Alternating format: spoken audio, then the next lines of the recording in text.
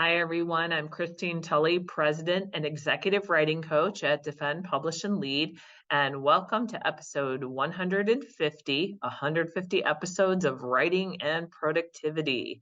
This is an exciting celebration day for us, myself and my podcast engineer, Robin Warner. And she and I have been doing our podcast for nearly 2 years together, week in and week out. We haven't missed a week yet, which has been very exciting. And I wanted to share a couple of things, looking back at our podcast episodes, that are some trends I've noticed in our conversations about writing and productivity, but just also some highlights. So if you're listening to this only on audio, there's a video on YouTube that goes along with this episode that has a couple of the things I'm showing on screen, but you don't need them to get the writing advice for today. So for our 150th episode, I thought we could talk a little bit about some of the reasons why this podcast is out in the public realm at the moment. At the time that I started doing the podcast, this was something that I had a discussion with about the then owner and president of the company, Beth Hewitt. She was the founder of Defend and Publish in our initial incarnation in 2009. And somewhere along the way, we started doing webinars together. I was hired on as one of her coaches, and I worked closely with her and Robin on some of our webinar content. And we were running some workshops in the same way that we do now as a company. But at some point, I got interested in the idea of doing a podcast where we could get out a very short weekly tip on a writing strategy, a productivity effort, and something that would be very short. So we try to make these episodes, I think our longest one has been 18 minutes maybe, but we always shoot for somewhere between 8 and 15. So somewhere in that range. And so one of the things that makes this episode 150 so exciting is just that building all of these episodes of writing and productivity advice shows me a couple of things. One, I never run out of ideas to talk about. There's always some kind of writing strategy or productivity strategy to talk about. But also that sometimes the same advice needs to be packaged in different ways for different listeners. So here would be a good example. We've done lots of episodes on, planning your semester and matching your writing projects to your semester, but semesters change and the circumstances change. So at the time that this podcast started, this was in December of 2020. And one of the things that happened on this podcast was really our initial goal for doing this. So on our brand new website, defendpublishandlead.com, it went live, and it will be live at the time of this podcast release. One of our goals for this podcast was offering these weekly practical scholarly management and writing tips. So how do you manage your writing projects? How do you get to your writing every single week? And so that mission really has not changed. But at the point where we offered our first episode, and I did go and I looked, it was December 30th of 2020, which I find very hard to believe. But if we look back to that point, that is not even a full year after the emergence of the COVID-19 pandemic. And so you can see on these two video shots that I'm showing on screen, and I'll just describe them for audio listeners, but you can see I'm doing these from home. I was not an experienced podcaster. I feel like I'm an experienced podcaster now, maybe not at the level of some of the other folks that are out there doing academic podcasting for, a long period of time. But, I went back and I listened to these two episodes before I recorded this episode today. And a couple of things stand out to me. One, our mission and approach really has not changed. So at the time that I recorded first an initial announcement that, hey, we're going to have a podcast, and then the actual first episode, as noted, the pandemic was not even a year in progress. And one of the things that I talked about in there was just a couple of quick personal things, like how do we start working on our writing again? At that point, we were still living with lots of things about COVID. Certainly different corners of the world were not as open as maybe they are now in the time that we're recording this in November of 2023.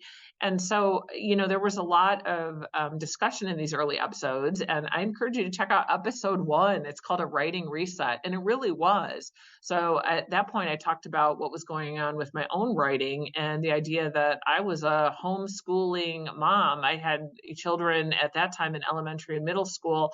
I was still doing some homeschooling at that point. My school district for my children was only on a half-day scenario where they went for 3 hours a day, and then we were able to go back and do more homework when they got back. So between helping both children, for me, that was kind of where I was trying to figure out how to squeeze writing in. And I know at that point, I really wasn't alone. So we've come a long way to November 2023, where at least for many universities, more of a regular routine has resumed. It's not totally the same, and I definitely don't want to say that here. But at the time that this was recorded, the idea was that any writing we could get is a good thing. We have to ease back into writing. We have to figure out, how are we going to do it under these new kind of weird conditions? How are we going to be able to do it? So it's really an interesting retrospective. And I was a little bit worried because I have not listened to that episode probably at least 2 years. So I was a little bit surprised as to what I found. And actually, I think the content is pretty relevant. So for example, if you need a writing reset for whatever reason, it doesn't have to be a pandemic related issue. It's a good episode because it basically talks about some ways to just kind of ease back into getting started. So, it's definitely kind of a shock to go back and look at that. I also wanted to point out a couple of cool things that Robin, our podcast engineer, has done over time. I kind of looked at how we flipped over between opening basically the opening frames on our YouTube channel, which basically is our podcast in video form. So more of our listeners actually listen to the audio only versions, but some people will then go to the YouTube versions to see things on screen if you want to see how to do something. And I suspect we probably even have audiences that are different for both of those channels. So sometimes people might be looking how to do something on YouTube, and then they come across us when they get the podcast episode. Occasionally, I will use these in workshops that I run where I'll say, this is something I talked about. Here's the episode that shows how to do it. And I know a lot of times we use these now as teaching tools with our writing clients. A couple other things about the opening frames in that. We talked about the design and the redesign of our website a while back, but this is also evident in the podcast. So at the first point when this podcast came out, we were still using the color scheme of purple, and we were still known as Defend and Publish. Once we switched to Defend, Publish, and Lead, we went to a new color scheme, new graphics, and everything like that that were custom designed for the company as we've gotten a little bit bigger.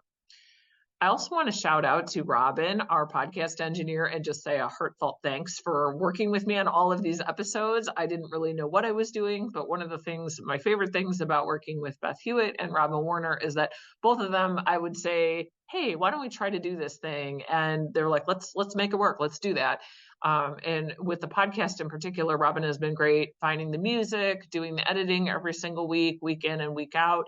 And she's been very good about keeping me on track, because I know with keeping a weekly podcast, it means you have to do it weekly. You don't want to ever skip a week. So sometimes that means we record a few episodes ahead, and she's wonderful at keeping me on track for that. You can find out more about her if you look at our coaches on Defend, Publish, and Lead. And then I also wanted to show a tool that I'd like to put out there as a celebration of our 150 episodes. But I've been building this for a while, and I've shared it with a couple of people, but it's much more robust now than it used to be. And we have a public Google Sheet that has all of our episodes in playlists. So for those of you working on a dissertation, you can see all the episodes to date related to dissertation work under there. So some of them will repeat in other sections. For example, if we did a podcast on a literature review, that might show up under a dissertation. It might show up under a writing strategies playlist. But at the moment, we have 6 playlists. So one is dissertation, another project management. So all of the stuff that I like in my growing area of research and academic writing project management is there. General writing strategies, tools, and gifts. We do some holiday gift episodes. And in fact, we'll have another one coming up shortly in this season. Basically some writing supplies that you might need, but also some technology tools and things like that are in that playlist. There's a playlist there for motivation And I don't remember the last one, and it is not on screen, but I will be adding a couple more playlists, because as I looked at this and really reviewing back through our 150 episodes of content, a couple other things that I noticed that we do that I don't really have anything, I don't have a playlist made for this yet, but I've noticed that I've now put in more episodes that address a certain crisis you might have. For example, this is under dissertation, but one of the things that it comes to us all the time in the form of clients asking for our help would be how to deal with a difficult dissertation share, or what happens when you have a big professional fail. What do you do about that? That's an upcoming episode I know that I want to do. What happens if you submit a book proposal and you get it turned down? All these major crises type things with writing, or these writing emergencies. I want to make sure that I say something about those in a playlist. So if you're in need of help, you can go and get that. The playlist is publicly available. There's a shortened bit.ly link for it. I will put it in the show notes. At some point, we will link to this. I'm going to get it in a better format. Right now, it's a straight up Google sheet, but it is linked. So if you want to listen to all the writing strategies episodes, you can click through and pick the ones that are of most interest to you. I also will develop more playlists. We have them started in YouTube that roughly correspond to these categories. That would be another place where you could actually go to a YouTube playlist and then let them play all the way through. So this is something that we'll be working on now that we have so much content with 150 episodes. I'm excited to have these, because I think this might be another way to keep the focus of what you're trying to work on in your writing top of mind. So if you really want to get your project management under control, you want to have some kind of organization, you want to have a system for going from an idea to a completed scholarly article, those sorts of things, maybe those are the episodes you need. For those of you working on a dissertation, you'll need those episodes now, but maybe at some point you'll move over to episodes on writing strategies. Another category I know I want to make on here are all our episodes about tenure and promotion. More and more, we are getting faculty that are either on the tenure track, or they're mid-career, or even full professor career, and they want to work on new projects and innovative things that maybe they couldn't do earlier in a career. So all of those things are yet to come. And if you want the playlist, the link will be in the show notes. You'll be able to grab it from there. Also, I want to throw out that if you have an episode idea, we would love to hear from you. You can email me at christinedefendpublishlead.com. If you want to put one out there, we're happy to even address questions. So maybe your episode idea isn't a fully fledged episode. It's just some issues you've been wondering about, or issues you need help with. I've thought for a while about doing a question and answer episode, and I haven't done one yet. So if you have something you need help with, we'd love to hear from you and see what kinds of episodes we might be able to help with. Another thing you might look forward to, and I will put this as a link in our show notes, is our academic writing challenge. So I find this so great that our 150th episode pops up during Academic Writing Month in November of 2023.